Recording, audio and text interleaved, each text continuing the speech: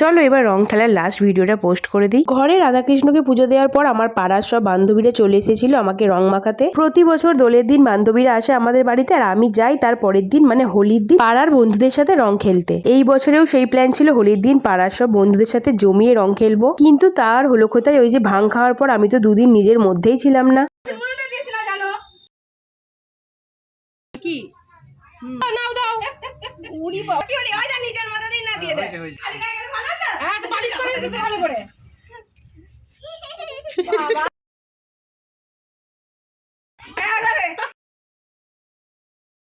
তো লাগেনি হ্যাপি হোলি অল্পই তো আমি বেশি কেন তোমাকে দিতে যাব হয়ে গেছে আমি বেশি কেন দেব অল্পই তো দেব তোমাকে হ্যাপি হোলি মানে দাঁড়া না হ্যাপি হোলি।